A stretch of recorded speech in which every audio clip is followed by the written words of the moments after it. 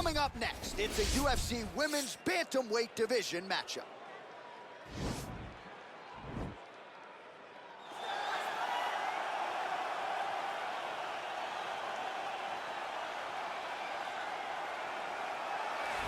Well, she's about as well-rounded as it gets, DC, and I know you didn't have the benefit of starting as a striker back in the day.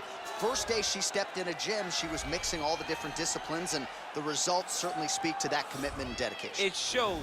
It shows in her ability to fight high-level competition right away. She does not need fights to build her up. She's prepared to fight the wrestler. She's prepared to fight the grappler. She's prepared to do a kickboxing match with the best kickboxers. Her life has prepared her for these moments. All the training, all the sessions, all the private sessions has made her ready to compete for a title right away. Yeah, I would agree, and at least the early returns are that she looks comfortable and confident in every discipline and every martial arts situation. All right, so here she is, one of the best wrestlers in this or any division. You hear a lot of parents say, I gotta get my daughter in jiu-jitsu. How about getting them in wrestling? You turn out a product like this. By having that wrestling approach, she possesses something different. She's constantly on the forward. She understands the ability to train.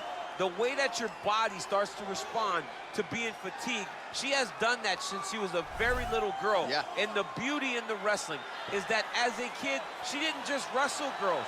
She wrestled little boys. So now as she's competing in the female divisions, she understands competition across all genders. The ability to compete is what carries this young lady to being so dominant in her performances. She is so gifted in transition. It'll be a pleasure to walk her work here tonight. She has a difficult matchup in front of her. Ladies and gentlemen, this fight is 3 rounds in the UFC Bantamweight Division. Introducing first, fighting out of the blue corner, a mixed martial artist holding a professional record of 11 wins, 5 losses. She stands 6 feet tall, weighing in at 135 pounds. Fighting out of Kansas City, Missouri, USA, Megan Anderson. And now introducing her opponent, fighting out of the red corner, a wrestler holding a professional record of 13 wins, 3 losses. She stands 5 feet 8 inches tall, weighing in at 135 pounds. Fighting out of Manaus, Arizona, Brazil. And when the action begins, our referee in charge, Dan Murgliata. Dan Murgliata. You ready? You ready? All right, so here we are back in London, England, as the UFC continues to make its presence felt here. I think she hit it. Beautiful punch. Oh! Huge right hand! There is just a viciousness with which she operates here on the ground as she continues to get the ground and pound game going. She might get a finish here. She's looking for a finish. She's so good at dictating these ground exchanges, and she's doing a fantastic job of building posture to try to land that kill shot to the top. Look at how she drives her knee right into her opponent's midsection. And again, keeping that knee on the midsection. Man, she's got a pretty good left hand, went to it there.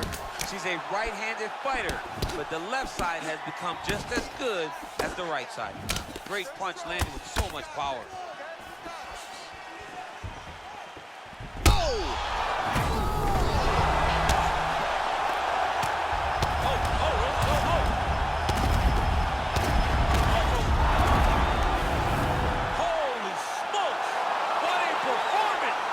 Stoppage by the referee. She was not effectively defending herself, and the opponent was doing some real damage.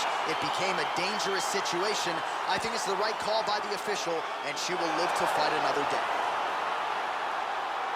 All right, we take a look back at some of the pictures from this one, and she had it all going on tonight, but certainly her boxing was on point. Her boxing always is what allows her to dictate the pace of fights. Finally, she landed the strike that ended the night of her opponent.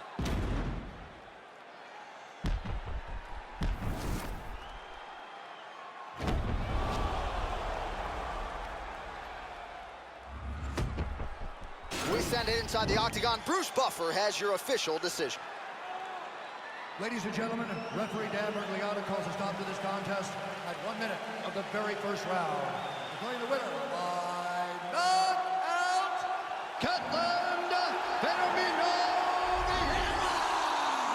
she is, and you